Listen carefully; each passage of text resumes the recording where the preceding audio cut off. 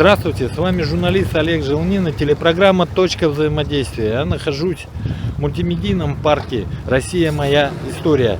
Сегодня здесь проводится ярмарка, выставка профориентации. Называется она «Я агромиллионер». Это профориентационная выставка, где молодые люди могут познакомиться с проектами и успехами Министерства сельского хозяйства Якутии.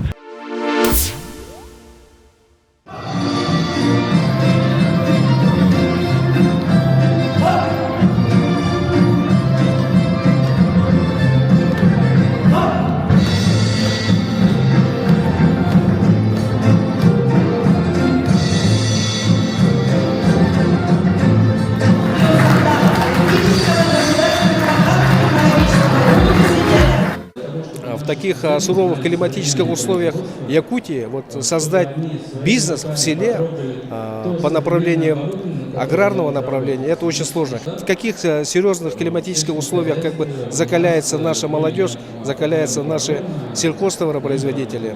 8 месяцев стоилого содержания, чтобы содержать крупный рогатый скот, имеются колоссальные затраты. Поэтому мы хотим сегодняшним мероприятием показать и доказать, что на территории Якутии есть поддержка главы, есть поддержка правительства, есть все возможные мероприятия, которым можно делать фундамент для развития бизнеса в селе и в аграрной отрасли. Есть все инструменты, только надо иметь желание и дерзать, развивать свои родные село. Впервые на выставке «Агромиллионер» представлена продукция, якутская продукция «Агату». Это продукция вяленая из оленины и жеребятины. Белок составляет 68%. Сухой продукции из оленины составляет 70% белка. Это значит высокобелковый продукт, концентрированный, с длительным сроком хранения. Разработали мы технические условия, утвердили в установленном порядке и внедрили у нас в мясоперерабатывающем цехе научно-производственной лаборатории Arctic Biotech, которая у нас действует на кафедре в арктическом ГАТУ. Можно употреблять непосредственно в таком сухом виде вяленом, можно из этой продукции готовить различные первые и вторые блюда. Непосредственные исполнители проекта. Человеку хватит на сутки 4 пакетика. Военным, которые идут, бегают, прыгают, им нужно где-то 4000 килокалорий в сутки, поэтому этого пакета в сутки нужно где-то 4-5 штук. Данная продукция уже готова для поставки в зоны специальной военной операции. Ежегодно по всей стране формируется прогноз кадровой потребности. И на основании этого прогноза, уже сформированного прогноза, начинаем планировать, как уже обеспечить дополнительную замещающуюся потребность. И здесь, конечно, первое — это молодые специалисты, которые выпускаются. Во-вторых, это местные кадры. И в-третьих, если этими двумя потенциалом трудовых ресурсов мы полностью кадровую потребность не замещаем, то это привлечение из других регионов Российской Федерации или может это быть иностранная рабочая сила. С этого года мы запустили новый проект «Работающие Якутия кадры». И в рамках данного проекта мы сейчас подписываем соглашение с работодателями, у которых имеется большая потребность в кадрах. Соглашение с нашими уже работающими предприятиями, партнерами, которые сегодня имеют многогодовые фундаменты, которые развиваются на местах, но имеют потребность в кадрах, молодых кадрах. Поэтому в таком ключе мы подписали соглашение и будем дальше работать.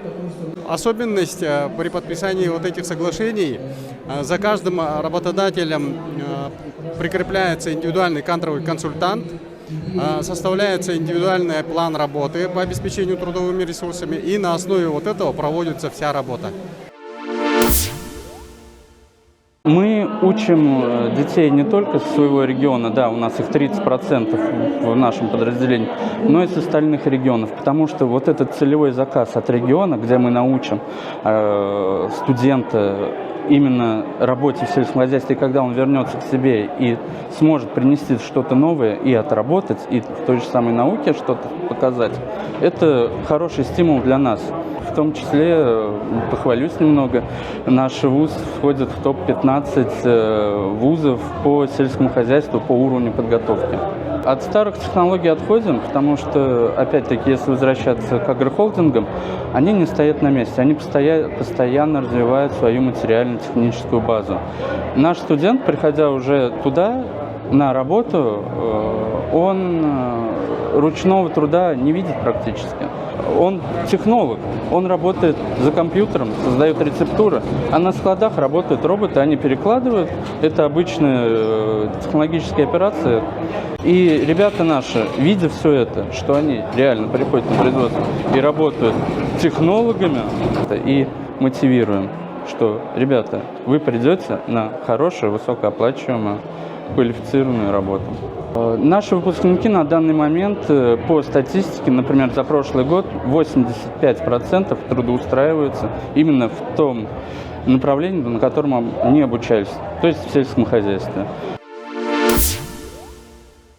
Сегодня удалась первая межрегиональная отраслевая ярмарка-выставка агропрофессий и учебных рабочих мест. Здесь были презентованы не только продукция местных аграриев, но и школьники участвовали в Олимпиаде. Ну, мы решили на выставке ярмарки объявить список финалистов первой республиканской сельскохозяйственной олимпиады школьников. Это наша якутская инициатива. Я думаю, что в будущем эта олимпиада может стать российской при поддержке министерств соответствующих для решения той большой кадровой проблемы, которая есть и в Якутии, ну и во многих регионах нашей страны.